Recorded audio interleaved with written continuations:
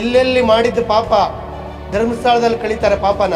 ಆದರೆ ಧರ್ಮಸ್ಥಳ ಕ್ಷೇತ್ರಕ್ಕೆ ದ್ರೋಹ ಬಗೆದ್ರೆ ಆ ಪಾಪನ ಇಡೀ ದೇಶದಾಗ ಎಲ್ಲೋದ್ರೂ ಕಳಿಯೋಕ್ಕಾಗಲ್ಲ.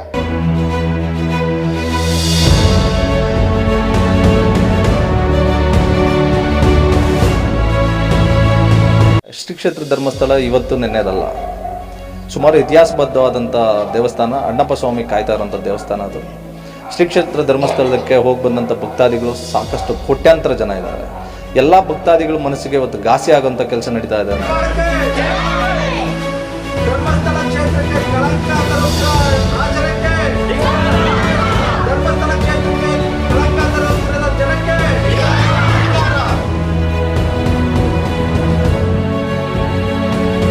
ಧರ್ಮಸ್ಥಳದ ಹೆಸರು ಕೆಡ್ಸಕ್ಕೆ ಅವರು ಈ ಥರ ಮಾಡ್ತಾವ್ರೆ.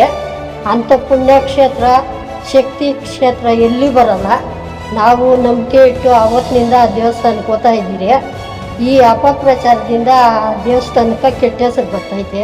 ಮಸಿ ಬಳಿಯೋ ಕೆಲಸ ಮಾಡ್ತಾವ್ರೆ ಅವ್ರು ಯಾರೋ ಅನಾಮಿಕರು. ಧರ್ಮಸ್ಥಳದಲ್ಲಿ ಯಾರೋ ಒಬ್ಬ ವ್ಯಕ್ತಿ ಹೇಳವನೇ, ನಾನು ಇಲ್ಲಿ 4 ಹೆಣ ಉಣಿದ್ದೀನಿ, 6ನೇ ಪಾಯಿಂಟಲ್ಲಿ ತೋಡ್ರಿ ಅಂತ ಹೇಳಿದ್ರು. ಅಲ್ಲೇನೂ ಸಿಗಲಿಲ್ಲ. 6ನೇ ಪಾಯಿಂಟಲ್ಲಿ ತೋಡಿದ್ರೆ ಯಾರೋ ಒಬ್ಬರು ಅನಾಥರು ಇವಾಗೇನೋ ಹೋಗಿರ್ತಾರೆ, ಅವ್ರು ಧರ್ಮಸ್ಥಳದಲ್ಲಿ ಇಲ್ಲ ನದಿ ಪಕ್ಕದಲ್ಲಿ ಏನೋ ತೀರಿ ಹೋಗಿರ್ತಾರೆ, ಅವ್ರಿಗೆ ಯಾರೂ ಇಲ್ಲರಲ್ಲ. ಅವಾಗೇನೋ ಅವರು ಪೊಲೀಸ್ ಮುಖಾಂತರ ಹೇಳಿ ಪಂಚಾಯತಿಗೆ ಇಂಟಿಮೇಷನ್ ಕೊಟ್ಟು ಉಣಿರ್ತಾರೆ.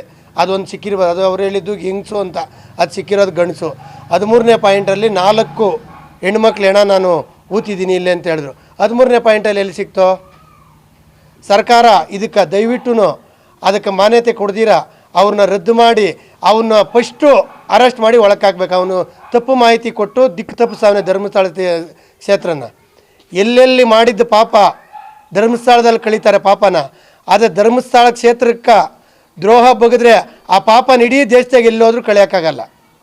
ನಾವು ಸರ್ಕಾರಕ್ಕೆ ಏನು ಹೇಳ್ತೀರಿ ಅಂದರೆ, ಇವತ್ತು ಯಾರೋ ಒಬ್ಬರು ಬಂದು ಹೇಳ್ತಾರೆ ವಿಧಾನಸೌಧ ಒಳಗಡೆ 4 ಹೆಣ ಮುಚ್ಚಿಕ್ಕಿದ್ದೀನಿ ಅಂತ ಹೇಳ್ಬಿಟ್ಟು ಅದನ್ನು ತೊಡ್ತಾರೆ ಇವರು. ಫಸ್ಟು ಸರ್ಕಾರದವರು, ಗೃಹ ಮಂತ್ರಿಗಳು ಅವ್ರಕ್ಕ ಏನು ಪನಿಷ್ಮೆಂಟ್ ಕೊಡಬೇಕು ಕೊಟ್ಟು ಅದನ್ನು ಸ್ಟಾಪ್ ಮಾಡಿಸಿ ಅವನ್ಕ ತನಿಖೆ ಮಾಡಿಸಿ ಅವನ್ನ ಒಳಗಡೆ ಹಾಕ್ಬೇಕು ಫಸ್ಟು. ಇಲ್ದಿದ್ದು ಸುಳ್ಳು ಹೇಳಿ ಕೆಟ್ಟ ದಾರಿಕೆ, ಒಂದು ಅಡ್ಡದಾರಿಕೆ ತಪ್ಪಿಸ್ತಾ ಇದ್ದಾನೆ. ದಯವಿಟ್ಟು ಅಂತೇಳಿ ನಾನು ಈ ಮಾತುಗಳನ್ನು ಮುಗಿಸ್ತಾ ಇದ್ದೀನಿ. ಮಂಡಳಿ ಗ್ರಾಮದಲ್ಲಿ ಎಲ್ಲ ನಮ್ಮ ಗ್ರಾಮಸ್ಥರು ಸೇರಿರೋ ಉದ್ದೇಶ ಏನು ಅಂತಂದರೆ, ಇವತ್ತಿನ ದಿನಮಾನಗಳಲ್ಲಿ ಏನು ಇವತ್ತಿನ ಶ್ರೀ ಕ್ಷೇತ್ರ ಧರ್ಮಸ್ಥಳದ ಬಗ್ಗೆ ಒಂದು ಅಪಪ್ರಚಾರ ಅಥವಾ ಕ್ಷೇತ್ರಕ್ಕೆ ಮಸಿ ಬಳಿಯುವಂಥ ಕೆಲಸ ಏನು ಮಾಡ್ತಿದ್ದಾರೆ, ಅನಾಮಿಕ ಅನ್ನೋ ಹೆಸರಲ್ಲಿ ಅಥವಾ ಸೌಜನ್ಯ ಏನು ಇವತ್ತು ಇತ್ತೀಚೆಗೆ ಅಂದರೆ ಹಿಂದೆ ಸೌಜನ್ಯ ಒಂದು ಪ್ರಕರಣ ಏನಾಗಿತ್ತು, ಆ ಪ್ರಕರಣ ಮುಂದೆ ಇಟ್ಕೊಂಡು ಒಬ್ಬ ಅಪರಿಚಿತನ ಕರ್ಕೊಬಂದು ಇವತ್ತು ಆ ಒಂದು ಕೇಸಿಗೆ ತಳುಕು ಹಾಕೋ ರೀತಿ ಇವತ್ತು ಅಪರಿಚಿತನ ಕಡೆಯಿಂದ ಇವತ್ತೇನು ಧರ್ಮಸ್ಥಳದ ಬಗ್ಗೆ ಅಪಪ್ರಚಾರ ಮಾಡ್ತಿದ್ದಾರೆ.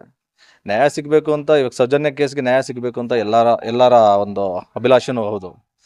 ಆದರೆ ಆ ಒಂದು ವಿಚಾರನ ಇಟ್ಕೊಂಡು ಶ್ರೀ ಕ್ಷೇತ್ರ ಧರ್ಮಸ್ಥಳದ ಬಗ್ಗೆ ಅಪಪ್ರಚಾರ ಮಾಡುವಂಥದ್ದು ಬಹಳ ತಪ್ಪು. ಕಾರಣ ಏನು ಅಂತಂದರೆ, ಶ್ರೀ ಕ್ಷೇತ್ರ ಧರ್ಮಸ್ಥಳ ಇವತ್ತು ನೆನ್ನೆದಲ್ಲ. ಸುಮಾರು ಇತಿಹಾಸಬದ್ಧವಾದಂಥ ದೇವಸ್ಥಾನ, ಅಣ್ಣಪ್ಪ ಸ್ವಾಮಿ ಕಾಯ್ತಾ ಇರೋಂಥ ದೇವಸ್ಥಾನ ಅದು. ಶ್ರೀ ಕ್ಷೇತ್ರ ಧರ್ಮಸ್ಥಳಕ್ಕೆ ಹೋಗಿ ಬಂದಂಥ ಭಕ್ತಾದಿಗಳು ಸಾಕಷ್ಟು ಕೋಟ್ಯಾಂತರ ಜನ ಇದ್ದಾರೆ. ಎಲ್ಲ ಭಕ್ತಾದಿಗಳು ಮನಸ್ಸಿಗೆ ಇವತ್ತು ಘಾಸಿ ಆಗುವಂಥ ಕೆಲಸ ನಡೀತಾ ಇದೆ ಅಂತಂದರೆ ಏನು ಅಂತಂದರೆ, ಇವತ್ತು ಧರ್ಮಸ್ಥಳದಲ್ಲಿ ಇವತ್ತೇನು ಏನದು ಎಲುಬುಗಳ ಉತ್ಖನನ ಅಥವಾ ಏನು ಸತ್ತೋಗಿರೋರಿಗೆ ಮತ್ತೆ ಮರುಜೀವ ಕೊಡೋಂಥದ್ದು ಏನು ಅಂತ ಇವತ್ತು ಹುಸಿ ಸುಳ್ಳುಗಳು. ಇವತ್ತು ಅದೇ ಅಪರಿಚಿತವಂಥ ವ್ಯಕ್ತಿ ಬಂದು ಹೇಳೋದಂಥ ಒಂದೇ ಒಂದು ಕೊಟ್ಟಂಥ ಮಾಹಿತಿಲೂ ಏನು ಕುರುಹುಗಳು ಕೊಟ್ಟರಲ್ಲ ಅವರು, ಏನು ಇಲ್ಲಿ ಆಗಿರಿ ಅಲ್ಲೇ ಆಗಿರಿ ಅಂತ ಅಂದ್ಬಿಟ್ಟು ಒಂದು ಕಡೆನೂ ಇವತ್ತು ಏನು ಅವ್ನು ಕೊಟ್ಟಂಥ ಮಾಹಿತಿನೇ ಅವ್ರಿಗೆ ಸರಿಯಾಗಿಲ್ಲ. ಅಂದರೆ ಇದು ಉದ್ದೇಶ ಷಡ್ಯಂತ್ರ ಅಲ್ವಾ? ಇದು ಒಂದು ಕ್ಷೇತ್ರನ ಮತ್ತು ಅದಕ್ಕೆ ಮಸಿ ಬಳಿಯುವಂಥದ್ದಾಗಿರ್ಬೋದು, ಅಲ್ಲಿನ ಭಕ್ತಾದಿಗಳು ಮತ್ತು ಹಿಂದೂ ಧರ್ಮದ ಪರವಾಗಿ ಮಾಡ್ತಾ ಇರೋಂಥ ಅಪಪ್ರಚಾರ ಅಲ್ವಾ ಇದು?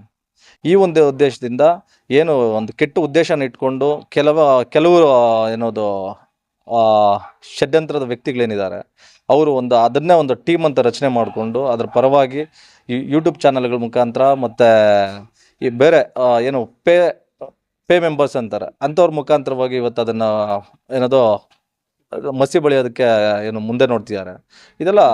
ಇದನ್ನೆಲ್ಲ ನಾವು ಪ್ರತಿದಿನ ಟಿ ವಿ ಚಾನಲ್ಗಳಲ್ಲಿ ಮತ್ತು ಈ ವಿದ್ಯಮಾನಗಳನ್ನೆಲ್ಲ ನೋಡಿದಾಗ ನಮಗನ್ಸಿದ್ದಿಷ್ಟೇ, ಇವತ್ತಿನ ದಿನ ಒಬ್ಬ ವ್ಯಕ್ತಿ 100 ಹೆಣಗಳನ್ನ ಊರ್ಬೇಕು ಅಂತಂದ್ರೆ ಅದು ಅಸಾಧ್ಯದ ಕೆಲಸ. ಅದು ಅಂದರೆ 15 ಅಡಿ 10 ಅಡಿ ಇವತ್ತಿನ JCBಗಳು ಮತ್ತು 15 JCBಗಳು ಮತ್ತು ಕ್ರೈನ್ಗಳು ಇವತ್ತೇನು ಅಗಿದು ತೋಡ್ತಾ ಇದ್ದಾವೆ. ಸುಮಾರು ಕಡಿಮೆ ಅಂದ್ರೆ 1 ತಿಂಗಳಿಂದ ಇವತ್ತು ಅದೇ ಕೆಲಸದಲ್ಲಿ ಎಸ್ ಐ ಟಿ ಮುಖಾಂತರವಾಗಿ ಸರ್ಕಾರ ನಿಷ್ಪಕ್ಷಪಾತವಾಗಿ ಏನೋ ಆ ಒಂದು ಏನೋ ಅಪರಿಚಿತ ವ್ಯಕ್ತಿಗೆ ಅನಾಮಿಕನಿಗೆ ಬಂದ ಹೇಳ್ದಂಥದ್ದನ್ನ ಅದು ಇದ್ರೂ ಇರ್ಬೋದೇನಂತ ಸರ್ಕಾರ SIT ರಚನೆ ಮಾಡಿದೆ. ಆದರೆ 1 ತಿಂಗಳಿಂದ ಇತ್ತೀಚೆಗೆ ಗೊತ್ತಾಗಿದೆ ಆತ ಕೊಟ್ಟಂಥ ಮಾಹಿತಿ ಸರಿ ಇದೆಯಾ ತಪ್ಪಿದೆಯಾ ಅಂತ. ಇವತ್ತು ಒಬ್ಬ ಬಂದಿದ್ದಾನೆ ಅಂದ್ಬಿಟ್ಟು ನಾಳೆ ಇನ್ನೊಬ್ಬ ಬರ್ತಾನೆ, ನಾಳೆ ಇನ್ನು ಮತ್ತೊಬ್ಬ ಬರ್ತಾನೆ, ಇವತ್ತು ಅಲ್ಲಿದೆ ಇಲ್ಲಿದೆ ಅಂತಾನೆ, ಕೊನೆ ಪಕ್ಷ ದೇವ್ರ ಮೂರ್ತಿ ಪಕ್ಕದಲ್ಲೇ ನಾವು ಊತಿದ್ದೀವಿ ಅಂತಲೂ ಹೇಳ್ತಾನೆ. ಅವತ್ತು ದೇವ್ರ ಮೂರ್ತಿನ ಹತ್ರ ತೋಡೋಕ್ಕಾಗತ್ತಾ? ಅಂದರೆ ಇದು ಒಂದು ಹಿಂದೂ ಸಂಪ್ರದಾಯನ ಮತ್ತು ಹಿಂದೂ ಸಂಸ್ಕೃತಿನ ಮತ್ತು ಹಿಂದೂ ಒಂದು ಮನಸ್ಥಿತಿನ ಹಾಳು ಮಾಡ್ದಂಗಲ್ವಾ ಇದು? ಇವರು ನ್ಯಾಯ ಕೇಳೋಂಗಿದ್ರೆ ಕೇಳಲಿ, ಅದನ್ನು ಕಾನೂನು ಪ್ರಕಾರವಾಗಿ ಕೇಳಲಿ. ಆದರೆ ಏನದು ಕ್ಷೇತ್ರಕ್ಕೆ ಮಸಿ ಬಳಿಯುವಂಥದ್ದು ಮತ್ತು ಇವತ್ತಿನ ದಿನ ಏನಲ್ಲಿ ಪ್ರತಿದಿನ ಅನ್ನದಾಸೋಹ ನಡೆಯುತ್ತೆ. ಹೋದವ್ರಿಗೆ ಯಾರಿಗೂ ಒಂದೇ ₹1 ದುಡ್ಡು ಹಣ ತಗೊಂಡೆ ಭಕ್ತಾದಿಗಳು ಅವ್ರಿಗೆ ಇಷ್ಟ ಇದ್ದರೆ ಹುಂಡೀಲಿ ದುಡ್ಡು ಹಾಕ್ಬೋದು, ಇಲ್ಲಾಂದರೆ ಇಲ್ಲ. ಅವ್ರು ಯಾವತ್ತೂ ಭಕ್ತಾದಿಗಳಿಗೆ ನೀವು ಹುಂಡೀಲಿ ದುಡ್ಡು ಹಾಕಿ ಅಂತಂದ್ಬಿಟ್ಟು ಯಾವತ್ತೂ ಕೇಳಲಿಲ್ಲ. ಮತ್ತು ಅಲ್ಲಿರೋಂಥ ಒಂದು ಶುಚಿತ್ವ ಪ್ರತಿಯೊಂದಕ್ಕೂ ಧರ್ಮಸ್ಥಳ ಇವತ್ತು ಮಾದರಿಯಾಗಿದೆ. ಇಡೀ ದೇಶದಲ್ಲಿ ಎಲ್ಲಾದರೂ ಒಂದು ಕಡೆ ಹೋದರೆ ಪುಣ್ಯಕ್ಷೇತ್ರ ಅಂತ ಹೋಗಿ ಅಲ್ಲಿ ಜನ ಹೋಗ್ಬಿಟ್ಟು ನೆಮ್ಮದಿಯಾಗಿ ಅಲ್ಲಿ ಮಲಗಿ ಎದ್ದು ದೇವ್ರ ದರ್ಶನ ಮಾಡಿ ಅದಾದಮೇಲೆ ಒಂದು 3 ಹೊತ್ತು ಊಟ ದಾಸೋಹ ಏನು ನಡೆಯುತ್ತೆ ಅಂತಂದ್ರೆ ಅದು ಧರ್ಮಸ್ಥಳದಲ್ಲಿ ಮಾತ್ರ, ಬೇರೆ ಇನ್ನೆಲ್ಲೂ ಇಲ್ಲ. ಎಷ್ಟೋ ಮುಜರಾಯಿ ದೇವಸ್ಥಾನಗಳಿದೆ. ಸರ್ಕಾರನೂ ಸಹ ಎಷ್ಟೋ ಮುಜರಾಯಿ ದೇವಸ್ಥಾನಗಳಿಂದ ಎಷ್ಟೋ ಆದಾಯನ ಪಡ್ಕೊತಾ ಇದೆ. ಆದರೆ ಎಲ್ಲೂ ಮುಜರಾಯಿ ದೇವಸ್ಥಾನಗಳಲ್ಲಿ ಈ ರೀತಿಯಾದಂಥ ಒಂದು ಸೌಕರ್ಯ ಮತ್ತು ಭಕ್ತಾದಿಗಳಿಗೆ ಒಂದು ಅನುಕೂಲತೆಯೇ ಎಲ್ಲೂ ಮಾಡಿಕೊಟ್ಟಿಲ್ಲ. ಇವತ್ತು ಕೋಟ್ಯಾಂತರ ಜನ ಇದ್ದಾರೆ, ಬರೀ ನಮ್ಮ ಕರ್ನಾಟಕದಷ್ಟಲ್ಲೇ ಅಲ್ಲ, ಇಡೀ ಭಾರತದಲ್ಲಿ ವಿದೇಶದಲ್ಲೂ ಸಹ ಶ್ರೀ ಕ್ಷೇತ್ರ ಧರ್ಮಸ್ಥಳ ಮಂಜುನಾಥ ಸ್ವಾಮಿಯ ಭಕ್ತರಿದ್ದಾರೆ. ಇವತ್ತು ಆ ಭಕ್ತರೆಲ್ಲರೂ ಇದೇ ಒಂದು ವಿಚಾರದಲ್ಲಿ ನೋಡ್ತಿದ್ದಾರೆ. ಯಾವತ್ತೂ ಭಕ್ತರೆಲ್ಲರನ್ನು ಯಾವತ್ತೂ ಹಿಂದಿರುಗಿ ಏನು ಷಡ್ಯಂತ್ರ ಮಾಡ್ತಿದ್ದಾರೆ, ಏನು ಅಪಪ್ರಚಾರ ಮಾಡ್ತಿದ್ದಾರೆ, ಇವ್ರಿಗೆ ಯಾವತ್ತೂ ಏನು ಪ್ರತಿ ಉತ್ತರ ಕೊಡ್ತಾರೆ ಅಂತಂದ್ಬಿಟ್ಟು ಊಹೆ ಮಾಡೋಕ್ಕೂ ಸಾಧ್ಯ ಇಲ್ಲ. ಇವತ್ತು ಸರ್ಕಾರ SIT ರಚನೆ ಮಾಡ್ತಾ ಇದೆ. ಈ SIT ಮುಖಾಂತರವಾಗಿ ನಡೀತಾ ಇರೋಂಥದಕ್ಕೆ ಇವತ್ತು ಎಲ್ಲ ಜನಸಾಮಾನ್ಯರು ಅಂದರೆ ಇವಾಗ ನಮ್ಮದಂಥ ಪ್ರತಿ ಗ್ರಾಮದಲ್ಲೂ ಸುಮ್ಮನೆ ಅದನ್ನು ಕೂಲಂಕುಷವಾಗಿ ನೋಡ್ತಾ ಇದ್ದಾರೆ. ಇದು ಪ್ರತ್ಯುತ್ತರವಾಗಿ ಯಾವತ್ತಾದರೂ ಇದೇನಾದರೂ ತಿರುಗಿ ಬಿದ್ದಿದೆ ಅಂತಂದರೆ ಏನು ಷಡ್ಯಂತ್ರ ಮಾಡ್ತಿದ್ದಾರೆ ಅಥವಾ ಈ ಮಸಿ ಬಳಿಯುವಂಥದ್ದು ಅಥವಾ ಹಿಂದೂ ಧರ್ಮಕ್ಕೆ ಮತ್ತು ಹಿಂದೂ ಧಾರ್ಮಿಕತೆಗೆ ಒಂದು ಕಳಂಕ ತರೋಂಥ ವಿಚಾರಗಳನ್ನ ಮುನ್ನೆಲೆಗೆ ಎತ್ಕೊಂಡು ಮಾಡ್ತಿದ್ದಾರೆ. ಅದು ಯಾರಾದರೂ ಆಗಿರ್ಬೋದು, ಅವರು ಮುಂದಿನ ದಿನದಲ್ಲಿ ತಕ್ಕ ಶಾಸ್ತಿ ಅಂತೂ ಖಂಡಿತವಾಗ್ಲೂ ಪಡೆದೇ ಪಡಿದ್ದಾರೆ. ಸೊ ಹಾಗಾಗಿ ಸರ್ಕಾರದಲ್ಲಿ ಈ ಒಂದು ವಿಚಾರವಾಗಿ ಇವತ್ತಿನ ದಿನ ಸರ್ಕಾರಕ್ಕೆ ಮನವಿ ಮಾಡೋದೇನು ಅಂತಂದರೆ, ಈ 1 ತಿಂಗಳಿಂದ ಏನು ಆಗಿದೆ ತಗೊಳ್ಳಿ. ಇವತ್ತು ಅನಾಮಿಕ ಅಂತ ಏನು ಬಂದಿದ್ದಾನೆ ಅವನ್ನ ಕಸ್ಟಡಿಗೆ ತೊಗೊಳ್ಳಿ, ಮಂಪರು ಪರೀಕ್ಷೆ ಮಾಡಿ ಮತ್ತು ಅದಾದಮೇಲೆ ಅವನನ್ನು ಕಸ್ಟಡಿಗೆ ತಗೊಂಡು ಜುಡಿಷಿಯಲ್ ಕಸ್ಟಡಿಗೆ ತೊಗೊಂಡು ಅವನನ್ನು ಫಸ್ಟ್ ಎನ್ಕ್ವೈರಿ ಮಾಡಿ.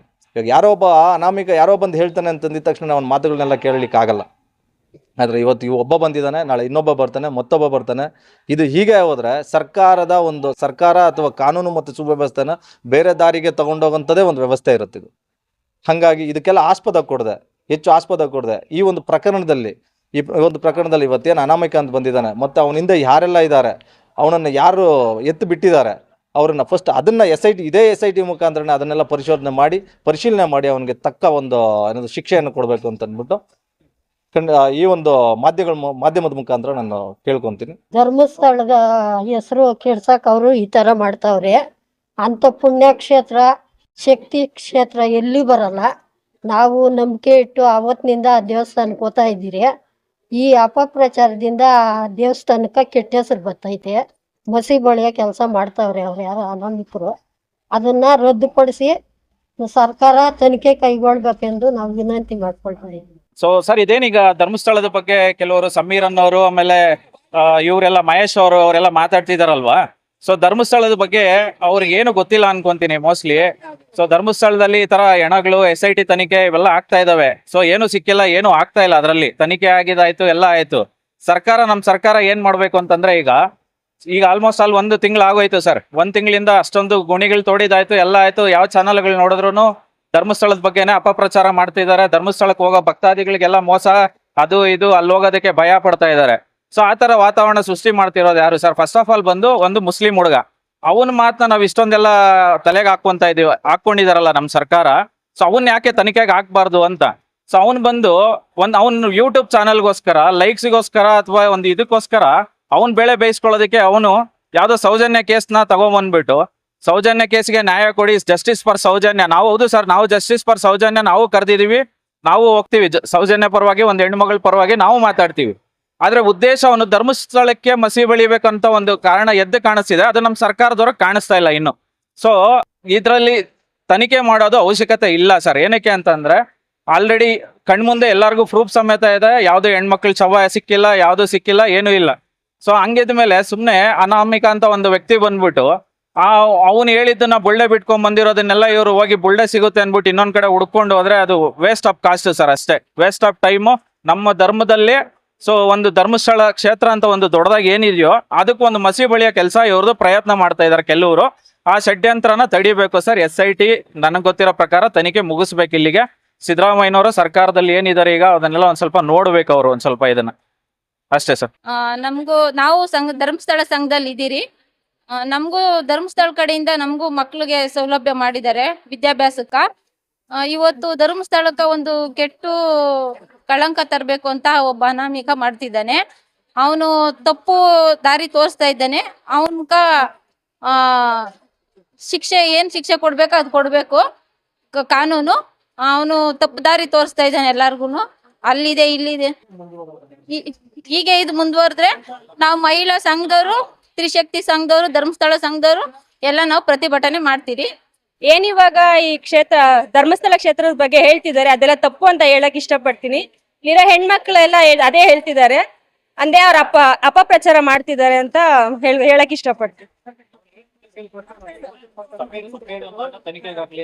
ಹೌದು, ಸಮೀರ್ ಅನ್ನೋರ್ನ ತನಿಖೆಗೆ ಹಾಕ್ಬೇಕು ಅಂತ ಹೇಳೋದಕ್ಕೆ ಇಷ್ಟಪಡ್ತೀನಿ.